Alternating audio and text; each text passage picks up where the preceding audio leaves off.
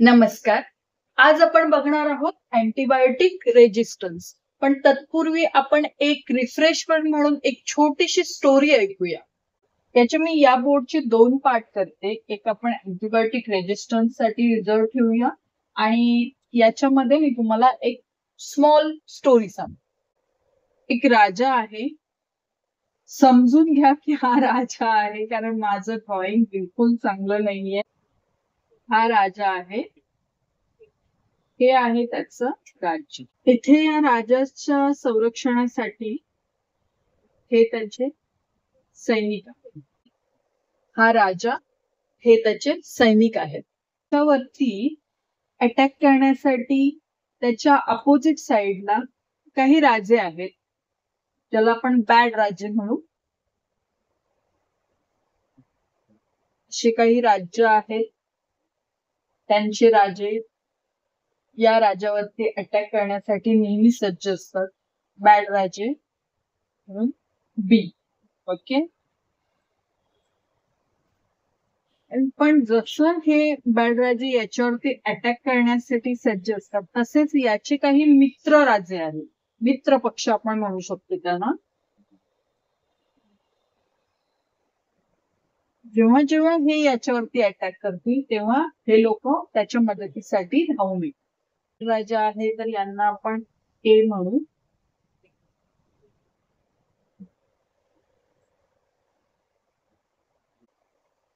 त्यानंतर हा जो राजा आहे याची एक सल्लागार समिती आहे, म्हणजे जे या राजांना सल्ले देतात.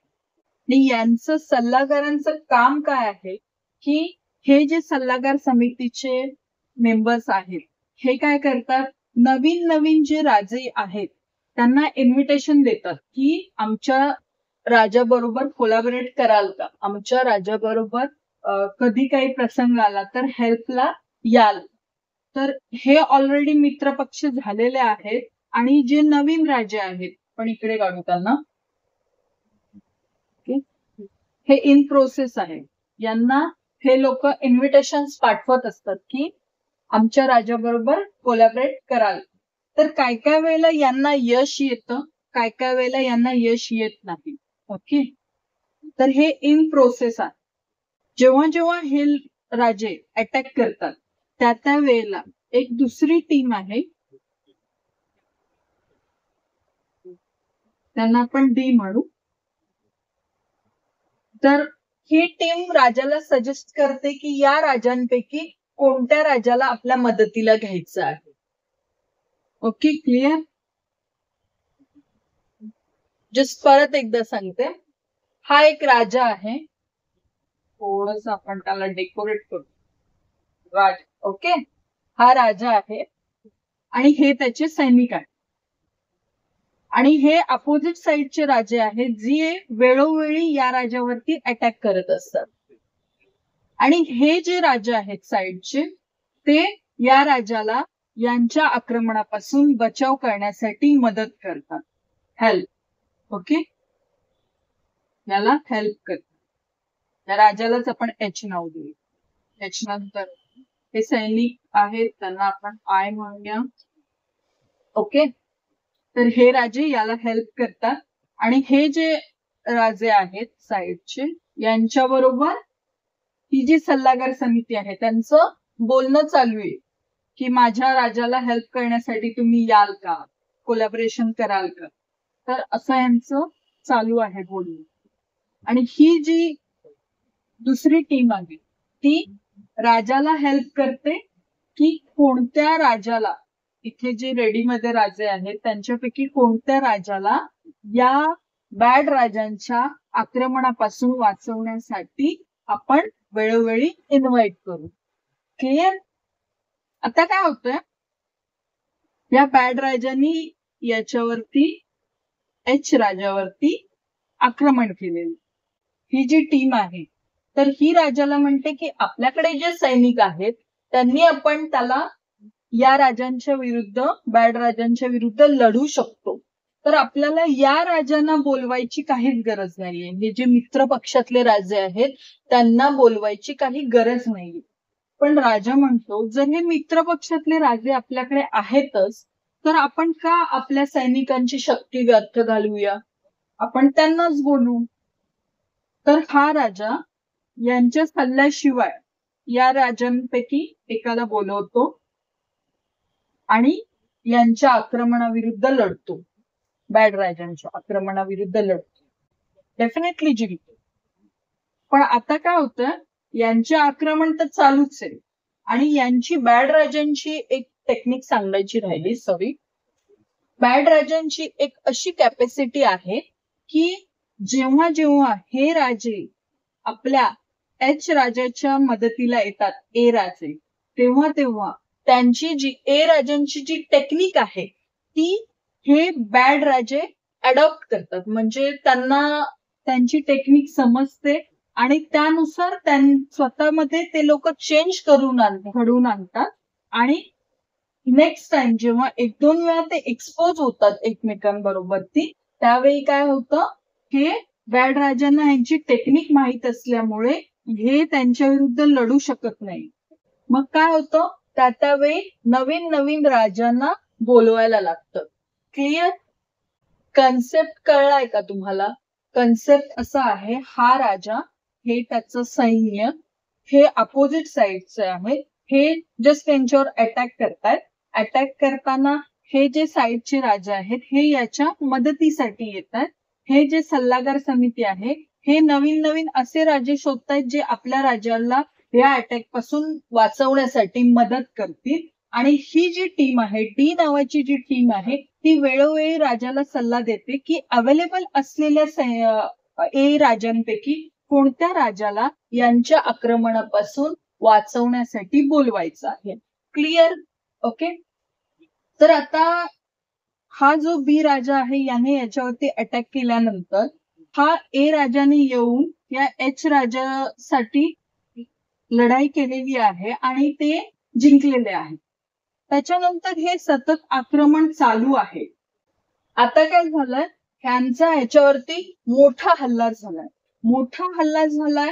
तर आता ही जी कमिटी मेंबर्स आहेत हे म्हणतात की इथून एकाला बोलू, पण राजाने ऑलरेडी त्याला यूज केलंय आणि त्याची जी टेक्निक आहे ती याला माहीत पडलेली आहे बॅड राजांना. त्याच्यामुळे प्रॉब्लेम असा झालाय की हे जे ए राजा जो आहे तो आता यांच्या विरुद्ध काही काम नाही करू शकत आहे. त्याच्यासाठी त्याच्यापेक्षा जास्त पॉवरफुल राजा यांच्या विरुद्ध लढण्यासाठी या राजाला आणणं गरजेचं.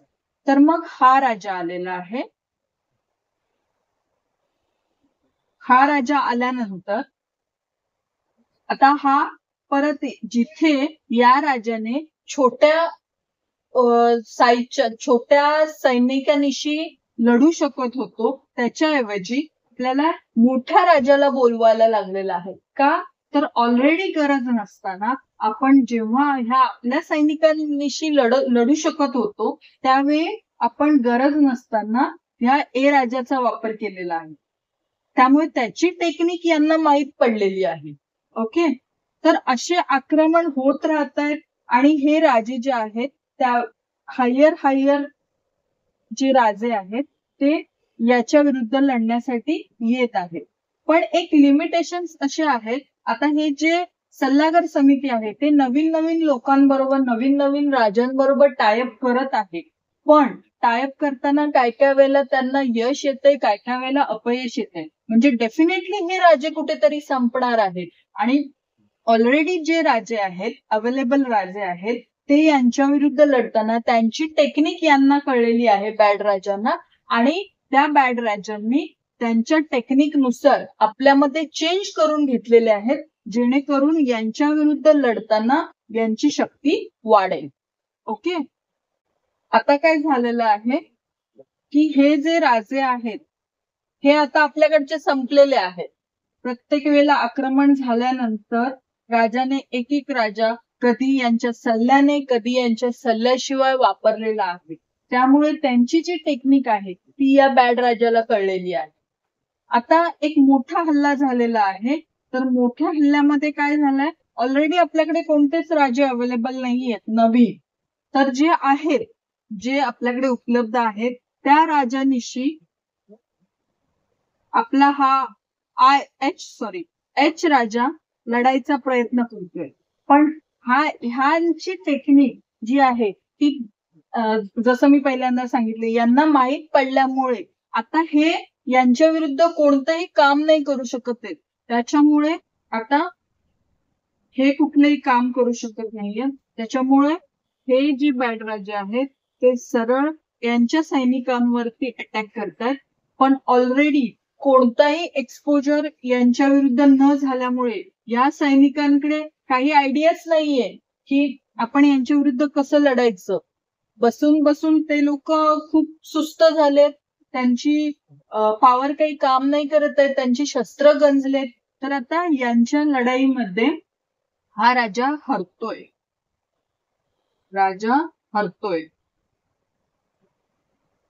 तर आता हा अटॅक झालेला आहे. हळूहळू राजाचं सैन्य नष्ट व्हायला लागलंय आणि डायरेक्टली यांनी ह्या बॅड राजांनी डायरेक्टली राजावरती अटॅक केलेला आहे आणि राजाला किल केलेला आहे. तर ही एक सिंपल स्टोरी आहे. तर आता आपण बघूया अँटीबायोटिक रेजिस्टन्स. तर याचा या अँटीबायोटिक रेजिस्टन्सशी संबंध काय. ओके, तर याचा संबंध असा आहे, हा जो एच म्हणून हा जो माणूस काढलेला आहे म्हणजे राजा, तो हा एक एच म्हणजे ह्युमन आहे. ओके, आणि हे जे त्याचं राज्य आणि आय म्हणून सैन्य काढलेलं आहे याची इम्युनिटी सिस्टम. जागा नाही इकडे. त्याच्यानंतर हे जे मित्रवाले राजे आहेत, तर मित्रवाले राजांना आपण म्हणू शकतो अँटीबायोटिक्स. मी ते एकच काढते, जागा कमी आहे गोलवट, समजून घ्या. ओके, हे जे मित्र आहेत ते आहेत अँटीबायोटिक. आणि हे जे एस म्हणून आपले आहेत ते आहेत आपले सायंटिस्ट. ओके, आणि इथे दुसरी एक टीम होती आपली डी फॉर डॉक्टर. ओके, आणि हे जे बी आपण म्हणत होतो बॅड राजे, ते आहेत बॅक्टेरिया. ओके, तर आता काय झालेलं आहे, हे ह्युमन म्हणजे आपण माणूस आणि ही त्याची इम्युनिटी सिस्टम, हे इथे आपण सैन्य दाखवलं होतं ते आहे इम्युनिटी सिस्टम. त्यानंतर आपले मित्र पक्ष म्हणजे कोण आहेत, अँटीबायोटिक. ओके, त्यानंतर हे जे सायंटिस्ट आहेत ते नवीन अँटीबायोटिक शोधण्याचा प्रयत्न करत आहेत.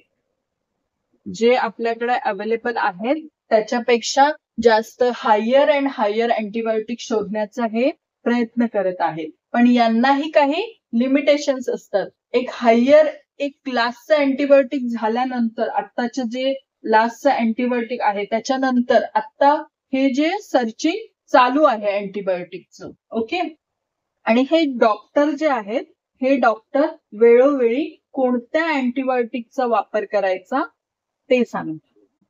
तर आता ह्या बॅक्टेरियानी सपोज ह्युमन म्हणजे आपण याला झालेली आहे सर्दी.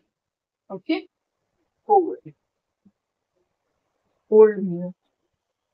तर याला सर्दी झालेली आहे म्हणजे या बॅक्टेरियानी याच्यावरती अटॅक केलेला आहे आणि याला झालेली आहे सर्दी. तर डॉक्टरांनी काय सजेस्ट केलंय, नॉर्मल मेडिसिन दिलेले आहेत आणि त्याने थोडासा वेळ लागेल पण it will be fine. Okay, cold तुमचा जी सर्दी आहे ती ठीक होईल असं डॉक्टरनी सांगितलेलं. पण ह्युमन काय म्हणतोय, म्हणजे किंग काय म्हणतोय की नाही आपण जरा लवकरात लवकर बरं होऊ. त्यांनी काय केलं, विदाऊट डॉक्टर सजेशन अँटीबायोटिक घेतलं. ओके, कोल्ड साठी जिथे डॉक्टरांच्या सल्ल्यानुसार गरज नव्हती तिथे त्याने अँटीबायोटिक घेतली.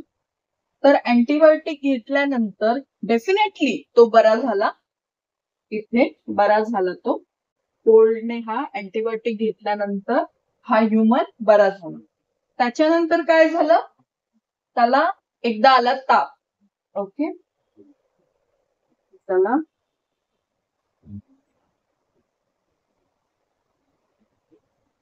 ताप आल्यानंतर डॉक्टरांनी काय सजेस्ट केलं की एक्स नावाचं अँटीबायोटिक घ्या तुम्ही. तर एक्स नावाचं अँटीबायोटिक घ्या, पण ऑलरेडी त्याने ते सर्दीवरती वापरलेलं आहे.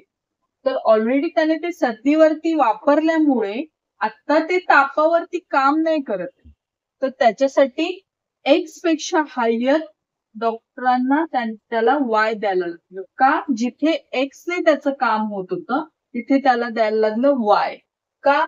तर नॉर्मल जे काही तुमच्या नॉर्मल मेडिकेशनने बरी होणारी सर्दी होती, तर त्या सर्दीसाठी त्यांनी हायर मेडिकेशन अँटीबायोटिक म्हणजे एक्स अँटीबायोटिक वापरलं. आणि त्याला जेव्हा तापासाठी ती गरज होती एक्सची, पण एक्स आता ऑलरेडी कोल्ड वरती वापरल्यामुळे तर त्याची जी, जसं इथे सांगितलं, त्याची टेक्निक जी आहे ती हे लोक अडॉप्ट करतात.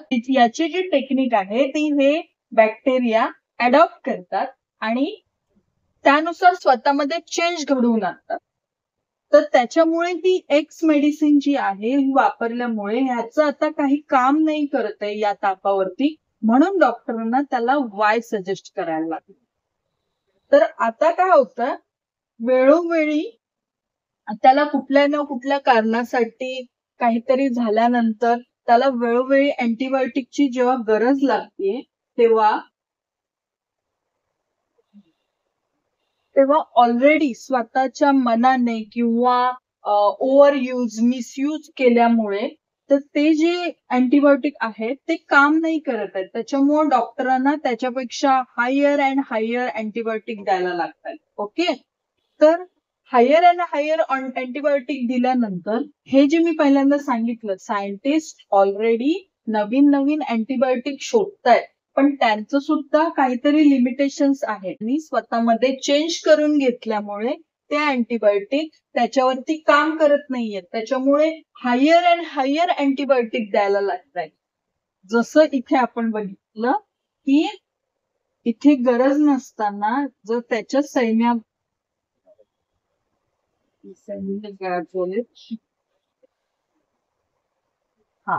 तर याच्या सैन्यानिशी हा लढू शकत असताना सुद्धा त्याने गरज नसताना आपल्या टीमच्या सजेशन न मानता नवीन राजे बोलवून की त्यांच्या विरुद्ध लढण्यासाठी त्याला सांगितलं. त्याचप्रमाणे इकडे पण तसंच आहे. आपला म्हणजे मिसयूज, ओव्हरयूज किंवा कोणाच्या तरी सांगण्यानुसार अँटीबायोटिक घेतलं, अशा पद्धतीने अँटीबायोटिक घेतल्यामुळे इथे काय झालंय, बॅक्टेरियांना त्यांची टेक्निक कळतीये आणि त्यानुसार हे स्वतःमध्ये चेंजेस करतायत, जेणेकरून हे जे अँटीबायोटिक आहेत हे त्यांना मारू शकत नाहीत किंवा त्यांची जी काही ग्रोथ आहे ती स्टॉप करू शकत नाही. असं प्रत्येक वेळी घेतल्यामुळे जेव्हा खरोखर गरज आहे, जेव्हा या ह्युमनला खरोखरच गरज आहे की आता खूपच मेजर इन्फेक्शन झालंय बॅक्टेरियाचं आणि आपल्याला एक स्ट्रॉंग अँटीबायोटिकची गरज आहे, पण ऑलरेडी अँटीबायोटिक खूप सारे अँटीबायोटिक वापरल्यामुळे ते ह्या ह्युमनसाठी काम नाही करू शकत आहेत. कारण त्यांची ऑलरेडी, जसं मी सांगितलं, ऑलरेडी त्यांची जी टेक्निक आहे ती यांनी अडॉप्ट केलेली आहे आणि त्याच्या विरुद्ध त्यांनी स्वतःमध्ये तसेच चेंजेस केलेले आहेत आणि त्या चेंजेसनुसार आता हे लढत आहे. आता प्रॉब्लेम असा आहे की आपल्याकडचे अँटीबायोटिक सगळे संपलेले आहेत, लोअर अँटीबायोटिक देऊन झालेलं आहे.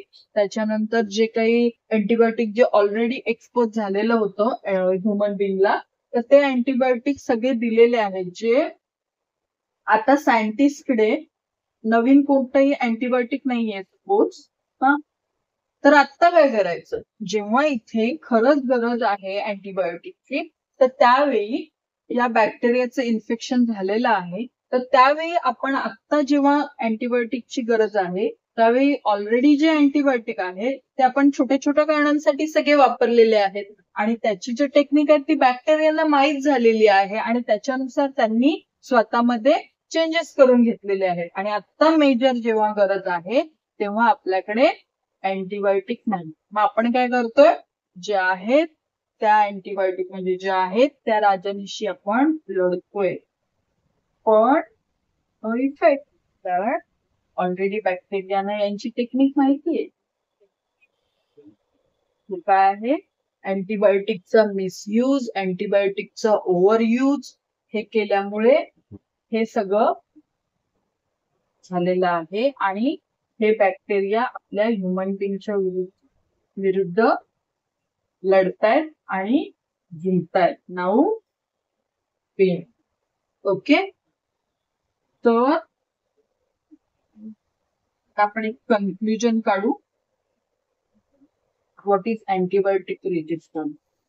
ओके, अँटीबायोटिक रेजिस्टन्स, आता ही जी कन्सेप्ट मी समजवली एका स्टोरी थ्रू, तर त्याचं कन्क्लुजन काय आहे, म्हणजे अँटीबायोटिक रेजिस्टन्स म्हणजे काय? बॅक्टेरिया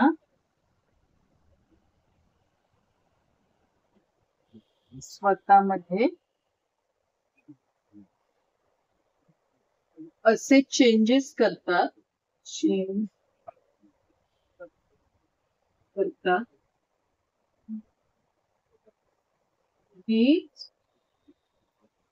ज्यामुळे काय होतं, अँटीबायोटिक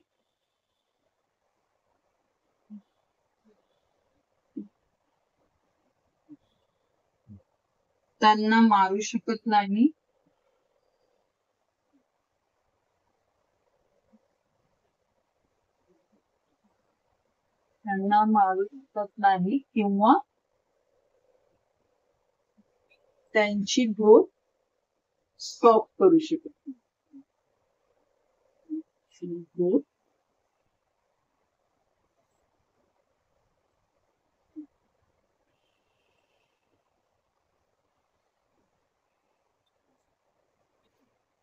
ओके, अँटीबायोटिक रेजिस्टन्स म्हणजे काय? बॅक्टेरिया स्वतःमध्ये असे चेंजेस करतात की ज्यामुळे काय होतं, अँटीबायोटिक त्यांना मारू शकत नाही किंवा त्यांची ग्रोथ स्टॉप करू शकतो. हे होतं आजचं अँटीबायोटिक रेजिस्टन्स. थँक्यू.